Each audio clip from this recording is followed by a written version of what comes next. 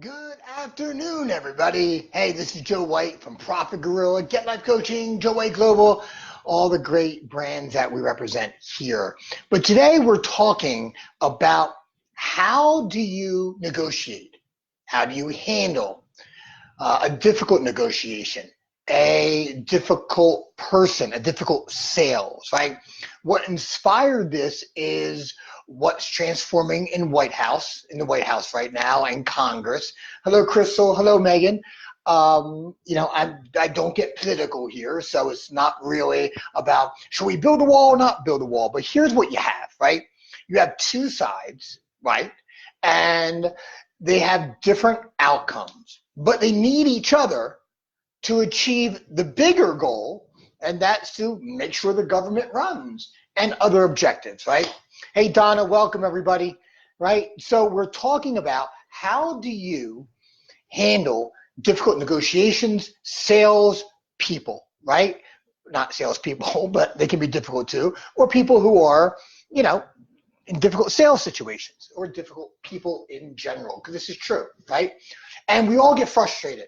I want this, you want this, and it goes back and forth and it gets heated at times. How do you successfully negotiate deals, right? We negotiate a lot of deals for our clients here. So here are 4 simple keys, right? Nice and simple. The first one is be clear before you start. Like, what are your options? Okay. What are you going to be offering? What are you going to be communicating? What are your options in your head? And if you want to take it one step further, hey, Trish, how are you? Hello, Barbara. Welcome, everybody. I always like to think about what their options might be, so I can kind of have a counter in my head. I don't like being surprised in negotiations. Okay, so be clear on your options. You want to go one step forward. Mind read what their options are and have your counter, right? How are you going to counter it? Number 2, this is the most important thing I can share with you, is know your walk away point. Okay, know your walk away point.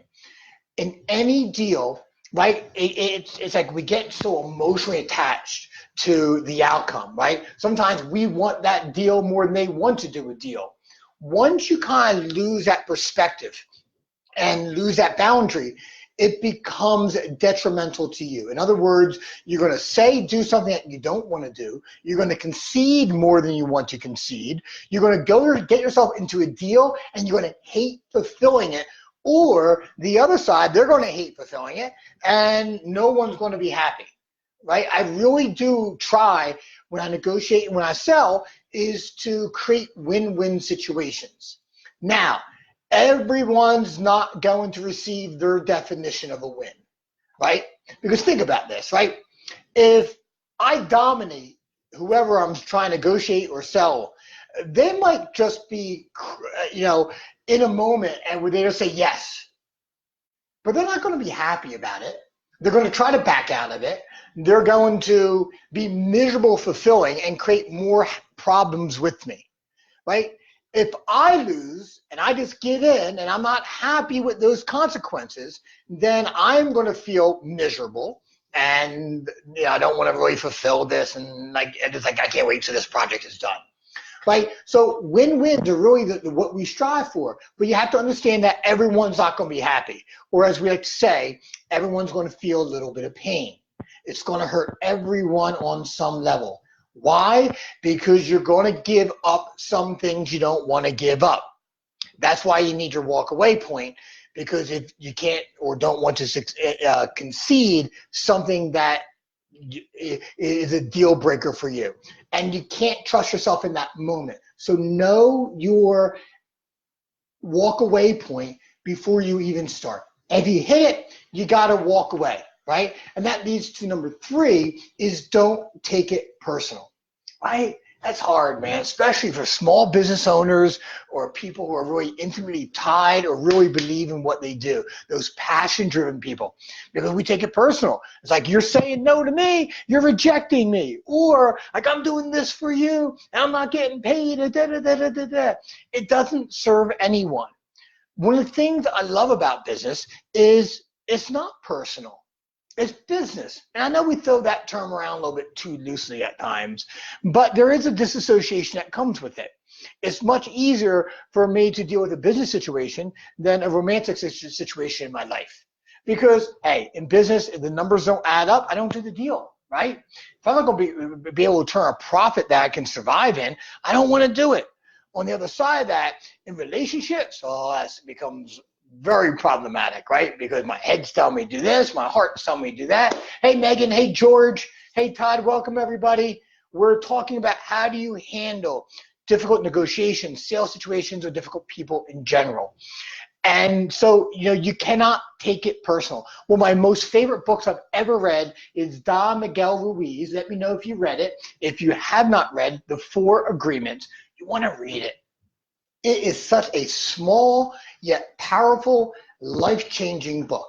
So if you read it again, right? I love going back, rereading books. If you haven't read it, get it today. Don Miguel Ruiz, Four Agreements. And one of the agreements is don't take it personal, right? If the deal doesn't work out, there's another deal, right? You never want to negotiate from that place of scarcity. Like, I don't need to do any deals to be successful. If the deal I'm working on doesn't work, I'll go to the next deal. Find a different route.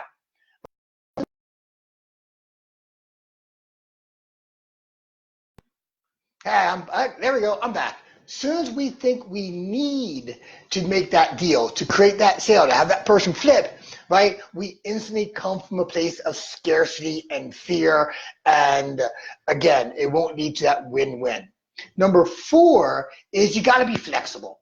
But it's kind of a little bit of a version where I said, in negotiation, everyone's going to feel some pain. No one walks away happy all the time.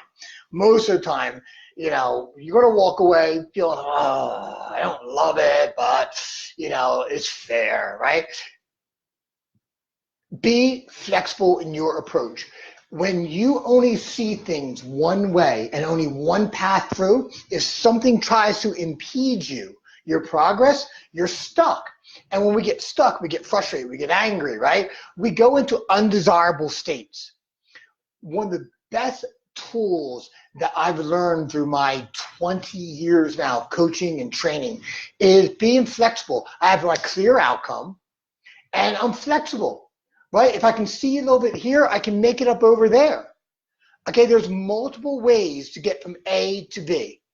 You don't always have, it's not always the path that you see, but also understand the other person has a similar vision, but of a different path. And those paths never kind of connect, then you lose the deal. So in negotiations, right, make sure as you're in that process, you're not getting emotional, you're not getting tied up, you're staying flexible in your approach.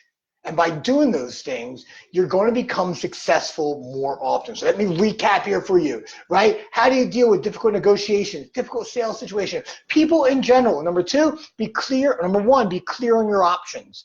The advanced way is be clear on their options and kind of mind read and kind of have a rebuttal in your head, right? Hello, Priscilla. Tony, how you been? Tony was the first radio guy that ever booked me for a radio show. Right? It was on Sundays. I forget the Radio Alchemy. Is that it?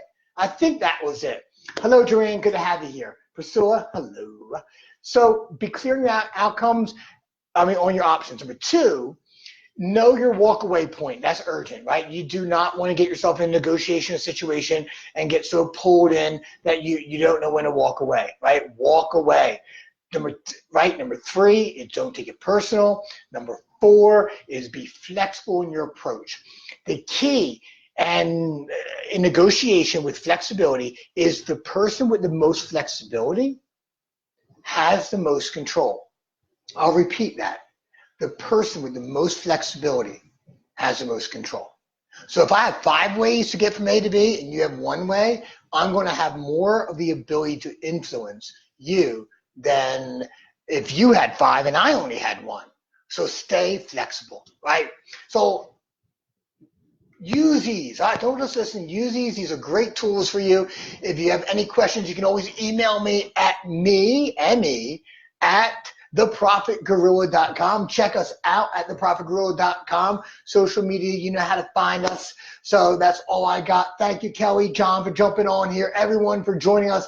Have an outstanding day. And as we say here in the world of Profit Gorilla, go Gorilla or go home. See you next time. Bye-bye.